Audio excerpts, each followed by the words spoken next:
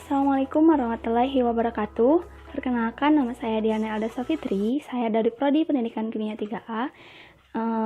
Saya akan mempresentasikan sebuah jurnal dari Jurnal Status Kimia yang berjudul Pengembangan Bahan Ajar pada Materi Kesetimbangan Kimia yang berorientasi pada multi-level representasi kimia.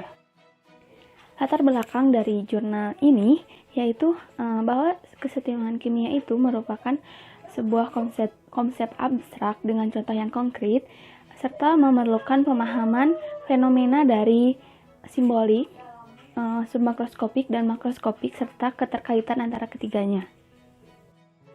Akan tetapi, pada bahan ajar yang digunakan pada pembelajaran kimia ini belum sepenuhnya mengembangkan keterhubungan multi-representasi tersebut. Metode yang digunakan dalam jurnal ini yaitu metode pengembangan atau yang sering disebut dengan research development,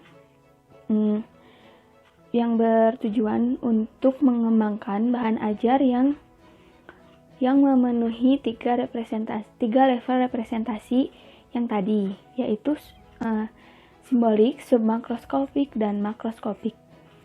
Nah, bahan ajar kesetimbangan kimia ini dibuat berdasarkan analisis pada berbagai buku teks standar, analisis konsep, dan analisis representasi konsep pada kesetimbangan kimia. Ada beberapa tahap untuk membuktikan kelayakan penggunaan bahan ajar yang berorientasi pada multi-level representasi, yaitu yang pertama ada tahap pengembangan bahan ajar. Pada pengembangan bahan ajar ini terdapat beberapa subbab dalam kesetimbangan kimia, yaitu ada kesetimbangan dinamis. Nah, pada materi kesetimbangan dinamis ini metode representasi yang digunakan yaitu berupa gambar serta uraian. Tujuannya untuk mempermudah memahami tentang keterhubungan antara simbolik, makroskopik, dan submakroskopik. Ada subbab kesetimbangan kimia yang kedua yaitu tentang tetapan kesetimbangan. Nah, pada tetapan kesetimbangan ini digunakan metode representasi berupa data hasil pengamatan serta uraian dan juga simbolik. Tujuannya sama, untuk menjelaskan keterhubungan antara level makroskopik, submakroskopik, dan simbolik. Dan subbab yang terakhir yaitu tentang faktor-faktor kesetimbangan kimia. Nah, pada faktor-faktor kesetimbangan kimia ini digunakan metode representasi berupa melakukan percobaan di laboratorium yang dapat diamati dan dilihat oleh panca indera.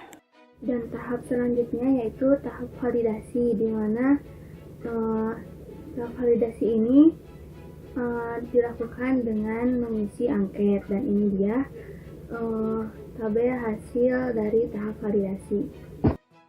Nah, tahap yang terakhir yaitu tahap uji coba kelayakan. Nah, ini dia